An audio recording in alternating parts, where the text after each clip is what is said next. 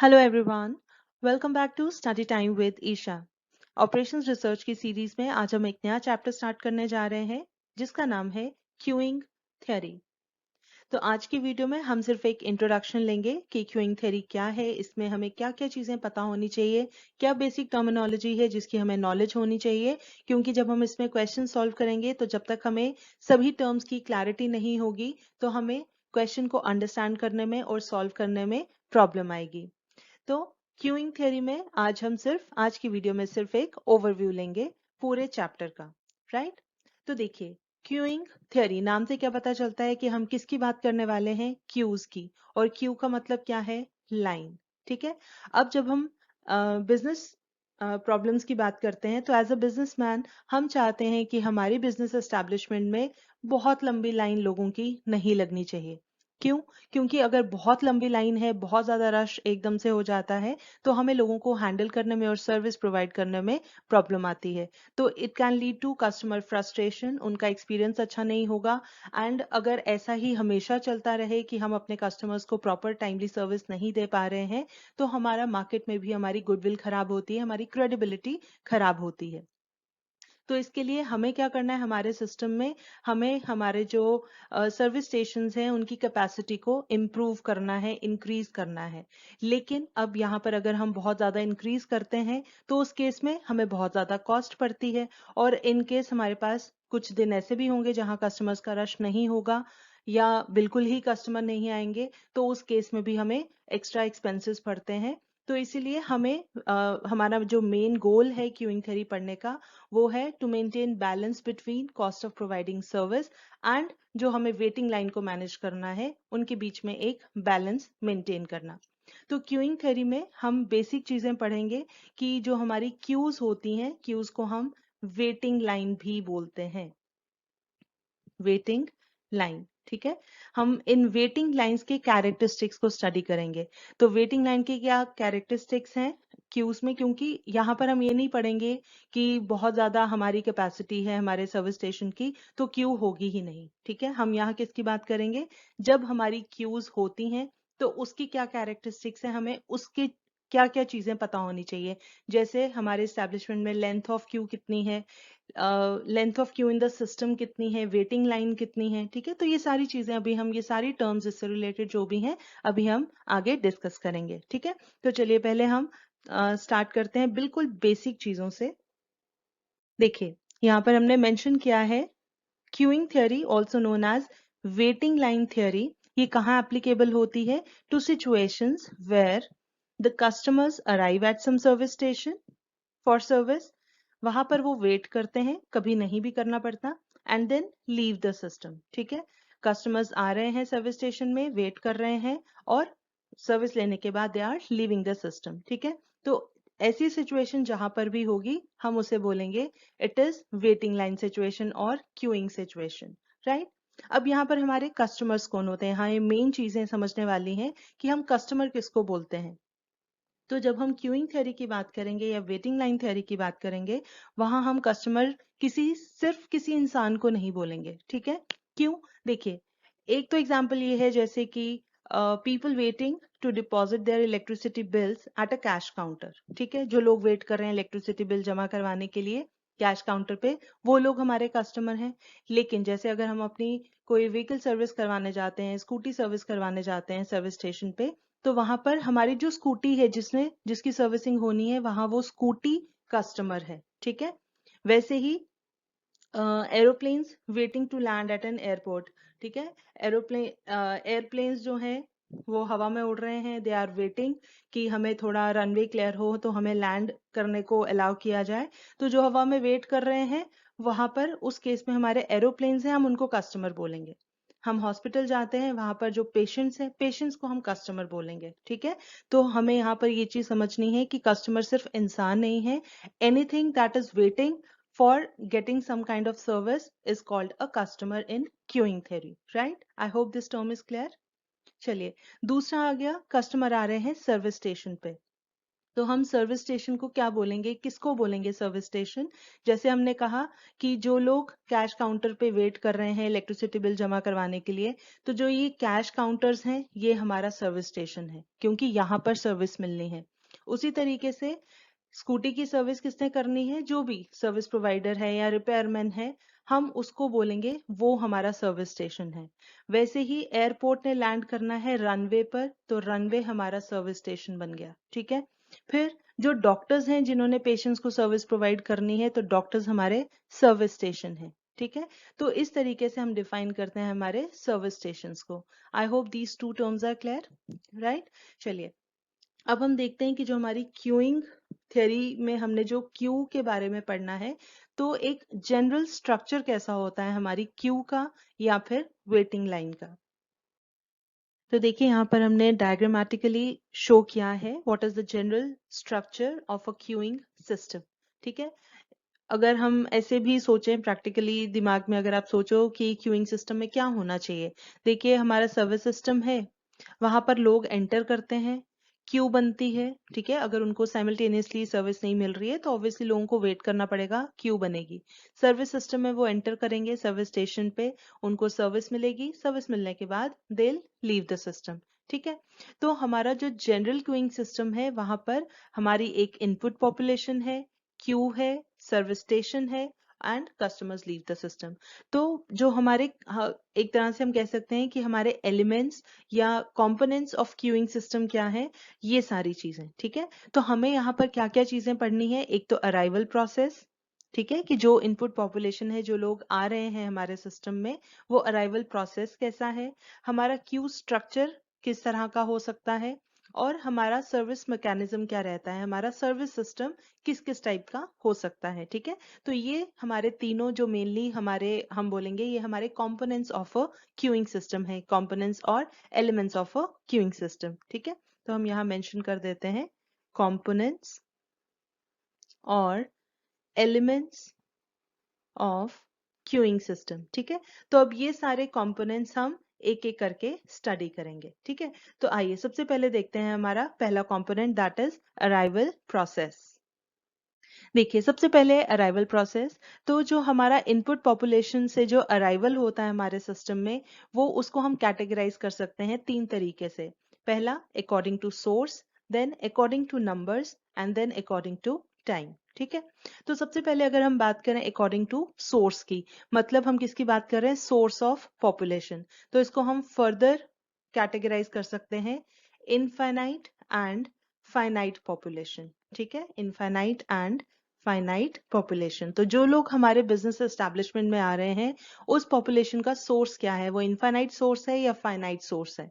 ठीक है, देखिए फॉर एग्जांपल अगर हम बात करें, हम एक मॉल की बात करते हैं या सुपर बाजार की बात करते हैं, तो वहां पर जो लोग आ रहे हैं वो पोटेंशियल कस्टमर हमारी पूरी सिटी या स्टेट में से वो कोई भी हो सकता है। ठीक है, तो क्योंकि ये नंबर बहुत ज्यादा होता है, अब किसी भी स्टेट या सिटी की पॉपुलेशन की अगर हम बात करें, तो हम उसको एक तरह से इनफाइनाइट मान के चलते हैं। ठीक है, जब लाखों करोड़ों की पॉपुलेशन होती है तो हम उसको एक तरह से इनफाइनाइट कंसिडर करते हैं। ठीक है, तो ऐसे केस में जो कस्टमर हमारे मॉल या सुपर बाजार में आ रहे हैं, हम उनको इनफाइनाइट पॉपुलेशन का पार्ट कंसिडर करेंगे। ठीक है, अब फाइनाइट हम कब मानेंगे, देखिए फॉर एग्जांपल हमारी फैक्ट्री में हमारी कोई 4 मशीनें हैं जो खराब हो गई हैं और उनकी हमें मेंटेनेंस करनी है, उनकी सर्विसिंग करनी है। तो जो हमारा मेंटेनेंस क्रू है, तो वो जो वेट कर रहा है उनकी सर्विसिंग करने के लिए, या फिर जो मशीनें वेट कर रही हैं अपनी रिपेयरिंग के लिए, हम बोलेंगे, क्योंकि ऐसा तो नहीं ना हमारी फैक्ट्री में लाखों मशीनें हैं, बहुत बड़ी बड़ी इक्विपमेंट्स हैं। ठीक है, हमारे पास लिमिट सपोज 10 मशीनें हैं या 15 मशीनें हैं या 20 मशीनें हैं, और 20 में से अगर 4 या 5 हमारी सर्विसिंग के लिए वेट कर रही हैं, तो हम उसको बोलेंगे it is a part of a finite population. ठीक है, I hope this is clear, the difference is clear. Okay, अब हम पॉपुलेशन को या अराइवल प्रोसेस को हम अगर अकॉर्डिंग टू नंबर्स की बात करें, तो मतलब हमारे कितने लोग एट अ टाइम आ रहे हैं, हम इसको बोल सकते हैं कि लोग जो हैं इधर दे आर कमिंग इंडिविजुअली, अकेले अकेले आ रहे हैं, सिंगल सिंगल आ रहे हैं, या फिर ग्रुप में आ रहे हैं। ठीक है, तो जैसे अगर हम पार्लर जाते हैं हेयर कट के लिए, हम अकेले जा रहे हैं, ठीक है, तो दैट इज इंडिविजुअल कस्टमर। और अगर हम किसी होटल या रेस्टोरेंट में जा रहे हैं पूरी फैमिली के साथ या फ्रेंड्स का ग्रुप जा रहा है, तो वहां पर हम कस्टमर बोलते हैं it is a group of customers, ठीक है, जो एक साथ आ रहा है, राइट। तो अकॉर्डिंग टू नंबर्स हम इस तरीके से कैटेगराइज कर सकते हैं, right. I hope this is clear. चलिए अब हम लास्ट में बात करते हैं अकॉर्डिंग टू टाइम। अब टाइम के हिसाब से अगर हम बोलते हैं कि किस तरह से हमारे लोग एंटर कर रहे हैं सिस्टम में, तो देखिए एक हो गया कि वी नो, मतलब हमें सर्टनली हमें पता है, वी आर सर्टन कि हमारे जो कस्टमर्स हैं वो हमारे कुछ रेगुलर इंटरवल्स पर ही आते हैं, ठीक है। तो उस केस में हम कहते हैं कि हमारे रेगुलर कस्टमर्स हैं, वहां पर हम यूज कर सकते हैं deterministic models. Deterministic models, deterministic का मतलब होता है जहां पर हमें चीजें फॉर श्योर पता होती हैं, वी नो फॉर सर्टन कि इस टाइम पे हमारे पास कस्टमर्स आते हैं, ठीक है। तो लेकिन प्रैक्टिकली देखा जाए तो ऐसा शायद ही कहीं होता होगा, मतलब बड़े रेयर केसेस में, जैसे हम किसी डॉक्टर के पास जा रहे हैं और वो डॉक्टर मतलब एक फिक्स्ड टाइम के लिए फिक्स नंबर ऑफ पेशेंट्स देखते हैं और वो भी बुकिंग पर देखते हैं, ठीक है। तो पता है उन्हें कि इस टाइम पे इस पेशेंट की बुकिंग है तो उसने इस टाइम पे आना है, दूसरे की बुकिंग इस टाइम पे है उसने इस टाइम पे आना है, ठीक है। बट मोस्ट ऑफ द जब हम क्यूइंग मॉडल्स की बात करते हैं तो वहां पर ये रेगुलर या फिक्स्ड रेयरली कभी होता है। तो मोस्टली हम प्रोबेबिलिस्टिक मॉडल्स की बात करते हैं, ठीक है, जहां पर रैंडमली लोग आते हैं, ठीक है। तो वहां पर हम क्या यूज करते हैं, प्रोबेबिलिस्टिक मॉडल्स, प्रोबेबिलिस्टिक मॉडल्स, ठीक है। तो यहाँ पर हम क्या करते हैं कि जो लोग एंटर कर रहे हैं, अराइव कर रहे हैं हमारे सिस्टम में, हम उनको एक प्रोबेबिलिटी डिस्ट्रीब्यूशन से डिफाइन करते हैं, ठीक है। प्रोबेबिलिटी डिस्ट्रीब्यूशन, आई होप ये आइडिया होगा आप लोगों को। प्रोबेबिलिटी डिस्ट्रीब्यूशन मतलब हम एक प्रोबेबिलिटी लेकर चलते हैं कि हमारे पास लोगों के इस टाइम पे आने के कितने चांसेस हैं या किस रेट से हमारे पास कस्टमर्स आते हैं, ठीक है। एंड मोस्टली हम यहाँ पर कौन सी यूज करेंगे, पॉइजन डिस्ट्रीब्यूशन, ठीक है। तो ज्यादातर क्या यूज किया जाता है, अराइवल प्रोसेस को कंसिडर किया जाता है, जो लोग आ रहे हैं रैंडमली उनको हम डिफाइन करते हैं पॉइजन डिस्ट्रीब्यूशन के साथ, ठीक है। तो ये चीज आपने याद रखनी है, हम आगे भी जब क्वेश्चंस करेंगे तो हम ये चीज तब भी मेंशन करेंगे, ठीक है। तो फिलहाल आप याद रखिए अराइवल प्रोसेस के लिए हमारे पास हम 3 तरह से कैटेगराइज कर सकते हैं हमारी इनपुट पॉपुलेशन को, अकॉर्डिंग टू सोर्स, कि whether population the customers they are coming from infinite population और फाइनाइट पॉपुलेशन, फिर whether they are coming individually और in groups, और तीसरा according to time, ठीक है। तो हम मानकर चलते हैं कि हमारे पास जो population है वो mostly randomly ही आती है, तो इसलिए हम probabilistic models का यूज करते हैं, जहां पर हम कौन सा distribution मान के चलते हैं, Poisson distribution, ठीक है। I hope this is clear. चलिए अब हम दूसरा देखते हैं, हमारा service system. Okay, so our second component is service system. और सर्विस सिस्टम के हमारे दो एस्पेक्ट्स होते हैं, पहला structure of the service system and speed of service, ठीक है। तो पहला अगर हम बात करें स्ट्रक्चर ऑफ सर्विस सिस्टम, तो हमारे पास कई तरह की पॉसिबिलिटीज हो सकती हैं कि हमारा सर्विस सिस्टम किस टाइप का होगा, वो किस टाइप से सर्विस प्रोवाइड करेगा, ठीक है। तो उसमें से कुछ फॉर्मेट्स हैं, जैसे पहले अगर हम बात करें सिंगल सर्विस फैसिलिटी, तो सिंगल सर्विस फैसिलिटी मतलब एक क्यू लगती है, एक ही सर्विस स्टेशन है, लोग सर्विस लेते हैं और customers leave the system. For example अगर हम लाइब्रेरी की बात करें, तो लाइब्रेरी में क्या होता है, सिंगल एक लाइन लगती है, एक एक करके स्टूडेंट्स आएंगे या जो भी बुक्स लेना चाहते हैं, तो वो वहां पर अपना जो भी नाम रजिस्टर करेंगे, बुक्स लेंगे और सिस्टम से बाहर निकल जाएंगे, ठीक है। दूसरा आ जाता है multiple parallel facilities with single Q. अब हमारे बहुत सारे सर्विस स्टेशन हैं, पैरेलल सर्विस स्टेशन हैं, लेकिन क्यू हमारी सिंगल है, ठीक है। तो पैरेलल सर्विस स्टेशन, यहाँ पैरेलल फैसिलिटीज लिखा है, मल्टीपल पैरेलल फैसिलिटीज। तो जब हम बोलते हैं पैरेलल फैसिलिटीज, तो उसका कहने का मतलब है कि एक जैसी सर्विस स्टेशन है, ठीक है, वो सेम टाइप की सर्विस प्रोवाइड करते हैं। फॉर एग्जाम्पल अगर हम स्कूटी की सर्विसिंग के लिए जाते हैं, तो या रिपेयर के लिए जाते हैं, तो बुकिंग तो एक ही काउंटर पे होगी, फिर बाद में उसके बाद अलग अलग जो मैकेनिक्स होंगे उनको हमारी स्कूटी हैंड ओवर कर दी जाएगी, ठीक है। तो अलग अलग मैकेनिक्स हैं, तो यहाँ पर मैकेनिक्स जो हैं वो सर्विस प्रोवाइडर्स हैं, वो सर्विस स्टेशंस हैं, ठीक है। तो अगर 4 मैकेनिक्स हैं तो 4 जगह हमारा एक एक स्कूटी चली जाएगी। जब उनकी सर्विसिंग हो गई then they leave the system, ठीक है। चलिए, उसके बाद हमारे पास और एक है, जैसे अगर हम बोले multiple parallel facilities with multiple queues, ठीक है। अब मल्टीपल फैसिलिटीज हैं मतलब मल्टीपल सर्विस स्टेशंस हैं और मल्टीपल क्यूज हैं। फॉर एग्जांपल हम मॉल में चले जाते हैं, वहां बिलिंग काउंटर्स होते हैं, ठीक है। तो सपोज 4 बिलिंग काउंटर्स हैं, वो हमारे सर्विस स्टेशंस हो गए, ठीक है। और हर एक बिलिंग काउंटर के आगे हमारी अलग अलग से लाइन लगी रहती है, ठीक है। तो ये हमारी मल्टीपल पैरेलल फैसिलिटीज हो गई और मल्टीपल क्यूज हो गई, राइट। बिलिंग करवाई and customers leave the system. उसी तरीके से अगर कुछ ऐसी भी सिचुएशंस होती हैं जहां पर service facilities in a series का मतलब है कि हमें एक जगह पर एक सर्विस प्रोवाइड होगी, फिर फर्दर सर्विस लेने के लिए हमें दूसरे सर्विस स्टेशन पे जाना है, फिर फर्दर सर्विस के लिए अगले स्टेशन पे जाना है, और फिर फाइनल सर्विस लेने के बाद the customer leaves the system, ठीक है।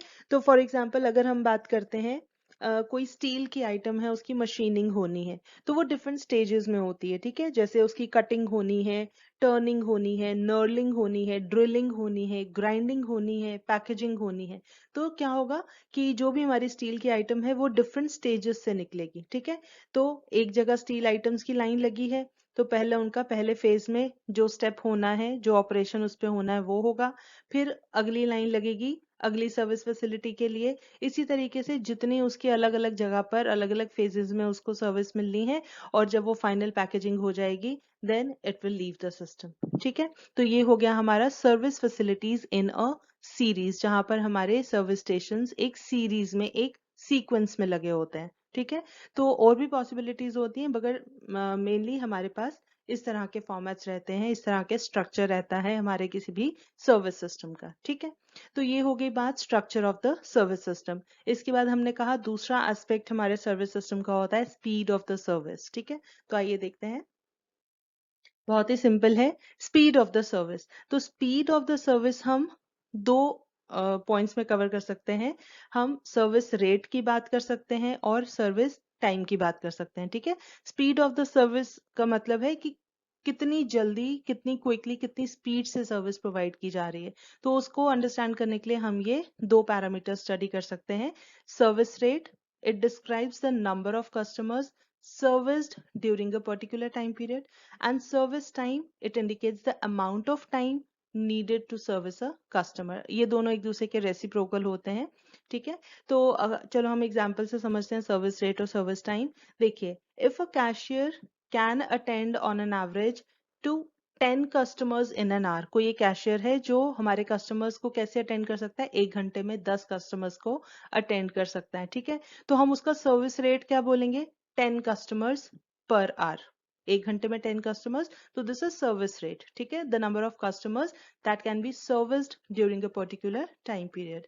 और अगर हम बोले सर्विस टाइम का मतलब हो गया कि एक कस्टमर को सर्विस देने में कितना टाइम लग रहा है। तो वो हम कैसे कर सकते हैं, देखिए, अगर हमारे 10 कस्टमर्स जो हैं, 10 कस्टमर्स को एक घंटा लगता है, चलिए हम मिनट्स में कन्वर्ट कर लेते हैं, थोड़ा सा इजी हो जाएगा।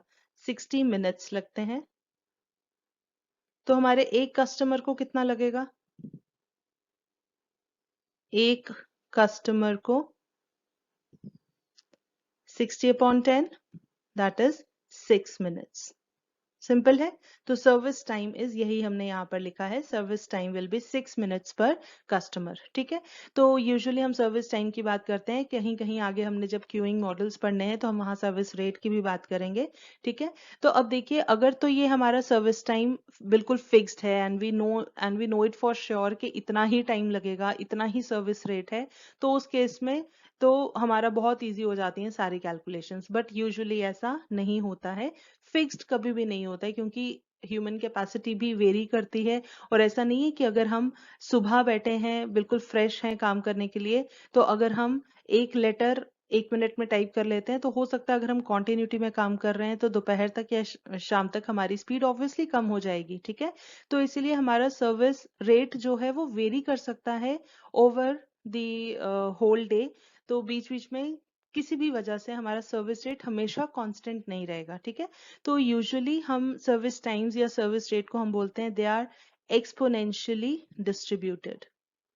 एक्सपोनेंशियली जो डिस्ट्रीब्यूशन होता है, जैसे हमने अराइवल प्रोसेस के लिए बोला था पॉइजन डिस्ट्रीब्यूशन, हम सर्विस टाइम और सर्विस रेट के लिए हम बोलेंगे एक्सपोनेंशियल डिस्ट्रीब्यूशन, ठीक है। ये आपको याद रखना है, राइट।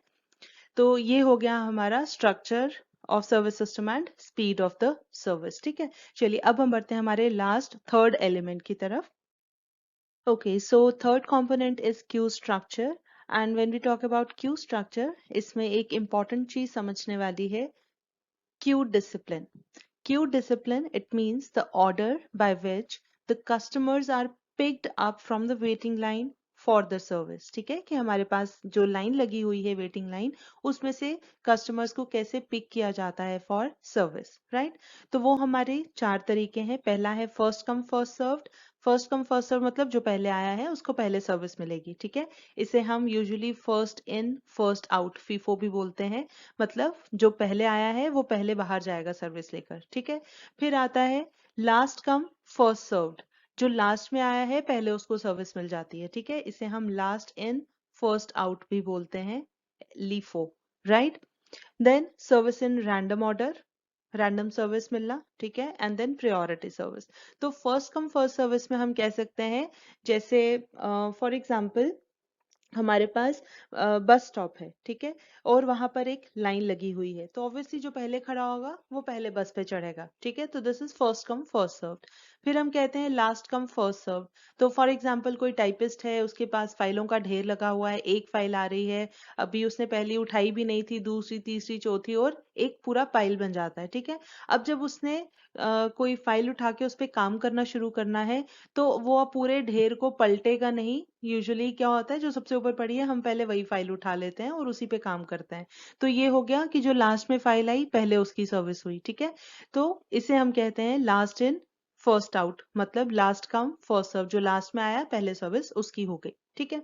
तीसरा है सर्विस इन रैंडम ऑर्डर, जहां पर मतलब रैंडमली चूज किया जाता है, पिक किया जाता है कस्टमर्स को फॉर सर्विस। फॉर एग्जाम्पल आप पोस्ट ऑफिस चले जाओ, वहां पर कोई प्रॉपर लाइन लगी नहीं होती और किसी को नहीं पड़ी होती कि वो जाके बोले सब लाइन में ठीक से खड़े हो जाओ।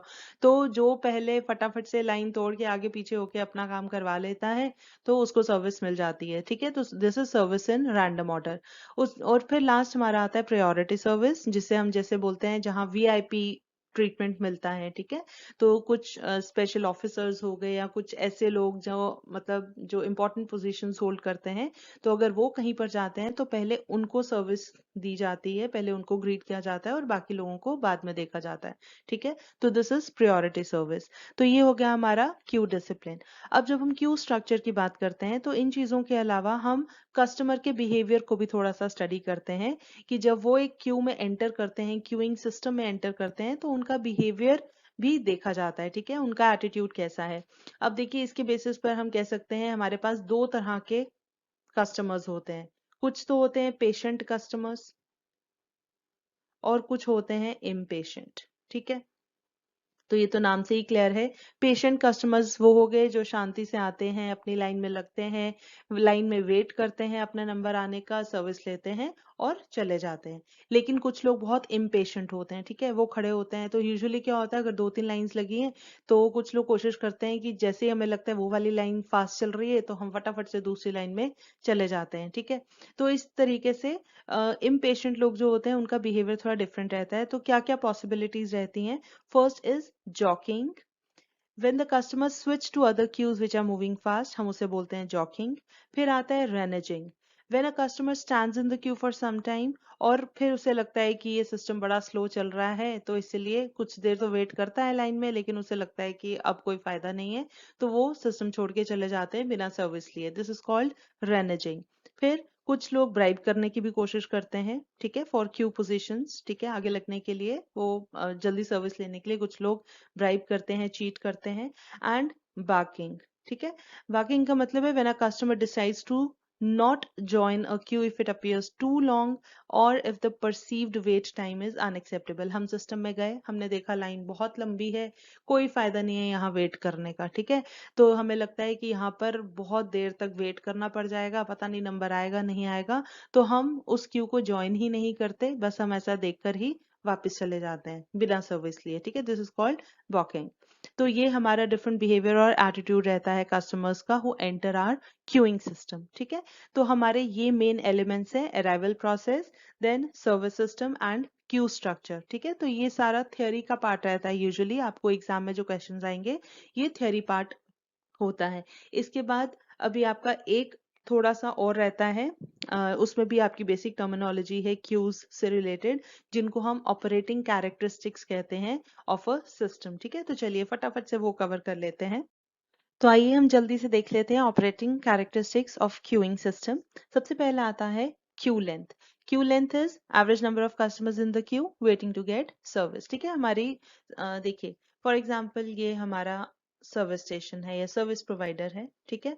यहाँ पर सपोज दो बिलिंग काउंटर्स हैं और यहाँ पर दोनों बिलिंग काउंटर्स पे इस तरीके से लाइन लगी हुई है और एक एक अभी इनकी बिलिंग चल रही है, ठीक है।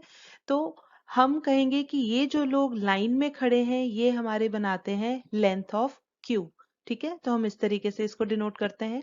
और ये सारे लोग जो क्यू में हैं प्लस जिनको सर्विस मिल रही है, ये हमारे टोटल सिस्टम में इतने लोग हैं, तो इन सबको मिला के हम बोलते हैं लेंथ ऑफ सिस्टम, ठीक है। सो सिस्टम लेंथ क्या होता है? Average number of customers in the system, those waiting to be and those being service, जिनको सर्विस मिल रही है और जो लाइन में वेट कर रहे हैं, उन सबको टोटल को मिलाकर हमारी बनती है सिस्टम लेंथ, ठीक है। तो हम क्यू लेंथ को डिनोट करते हैं एल क्यू से, सिस्टम लेंथ को डिनोट करते हैं एल एस से, ठीक है। फिर आ जाता है waiting time in the queue. It is the average time that a customer has to wait in the queue to get service, ठीक है। तो एक एवरेज टाइम जो एक कस्टमर को लगता है जितनी देर उसको क्यू में वेट करना है टू गेट द सर्विस, इसे हम बोलते हैं waiting time in the Q, इसको हम लिखते हैं डब्ल्यू क्यू से। And total time in the system is the average time that a customer spends in the system from entry in the queue to completion of service, ठीक है। एक customer आया, line में खड़ा हुआ, उसने सर्विस ली, उसकी सर्विस कंप्लीट हो गई, तो ये उसको पूरा टोटल टाइम लगा सिस्टम में, ठीक है। उसे हम डिनोट करते हैं डब्ल्यू एस के साथ, ठीक है। Waiting time in the system और total time in the system, right. Last में आ जाता है हमारा सर्वर आइडल टाइम। तो सर्वर आइडल टाइम क्या हो गया? The relative frequency with which the server system is idle, ठीक है। जितनी देर के लिए हमारा सर्वर सिस्टम आइडल रहता है, मतलब हमारे पास कोई कस्टमर नहीं है सर्विस देने के लिए, that is server idle time, ठीक है। तो देखिए अगर क्यू लेंथ हमारी बहुत लंबी होगी तो इसका मतलब क्या है कि या तो हमारी कैपेसिटी कम है, उसको वो इम्प्रूव करने की जरूरत है, ठीक है। तो it indicates poor server performance and small queues में imply too much server capacity, कि अगर हमारे पास छोटी छोटी क्यूज हैं इसका मतलब हमारे पास जरूरत से ज्यादा सर्वर कैपेसिटी है, तो वो भी एक तरह से हमारा एक्स्ट्रा कॉस्ट है, ठीक है। उसी तरीके से अगर हम सिस्टम लेंथ की बात करें, तो अगर लार्ज सिस्टम लेंथ है तो उस केस में इट में इम्प्लाई कंजेशन, हमारे पास कैपेसिटी कम है लेकिन बहुत ज्यादा लोग आ गए हैं, ठीक है। तो it can lead to congestion and possible customer dissatisfaction, ठीक है। फिर waiting time in the queue. अगर बहुत ज्यादा देर लोगों को वेट करना पड़ता है क्यू में, तो again it leads to customer dissatisfaction and potential loss of future revenues. लोगों को लगेगा कि इनके पास हमेशा ही इतनी देर लाइन में खड़े रहना पड़ता है, ठीक है। तो इसलिए waiting time in the queue भी बहुत ज्यादा नहीं होना चाहिए, right. Then total time in the system, अगर ये बहुत ज्यादा है, large values of total time in the system, ये भी इंडिकेट करते हैं कि हमें अपनी कैपेसिटी इंक्रीज करने की जरूरत है, ठीक है। और फिर सर्वर आइडल टाइम की अगर हम बात करें, तो अगर बहुत ज्यादा हमारा आइडल टाइम रह रहा है, तो देखिए अगर हम उसको कम कर देते हैं तो भी क्या होगा? सर्वर आइडल टाइम को कम करने के लिए हमें क्या करना पड़ेगा कि हमें अपनी कैपेसिटी को थोड़ा कम करना पड़ेगा, लेकिन उससे क्या होगा कि अगेन अगर कस्टमर ज्यादा आ गए तो क्यूज फिर से बड़ी होना शुरू हो जाएंगी, ठीक है। तो इसलिए हमें इन सब का बैलेंस बनाना पड़ता है, ठीक है। तो हमें आइडल टाइम भी बहुत ज्यादा नहीं होना चाहिए, लेकिन हमें उसके चक्कर में कैपेसिटी बिल्कुल कम भी नहीं कर देनी है, ठीक है। तो ये है हमारे सारे operating characteristics of a queuing system. तो ये था हमारा सारा ओवरव्यू। इसके अलावा और जो चीज़ें हम पढ़ेंगे आगे की वीडियोस में, हम क्यूइंग मॉडल्स डिस्कस करेंगे, तो उसमें जो जो चीज़ों की रिक्वायरमेंट होगी हम साथ साथ में डिस्कस करते जाएंगे। तो आज के लिए इतना ही। तो इसी के साथ I will take your leave. मगर जाने से पहले अगर आपको ये वीडियो पसंद आई हो तो इसे लाइक ज़रूर करें, अपने जानने वालों के साथ ज़्यादा से ज़्यादा शेयर करें, और हाँ, अगर आपने अभी तक इस चैनल को सब्सक्राइब नहीं किया है तो प्लीज़ इसे सब्सक्राइब ज़रूर करें। हम जल्दी हाजिर होंगे एक नए कॉन्सेप्ट के साथ। तब तक के लिए टेक केयर, बाय बाय।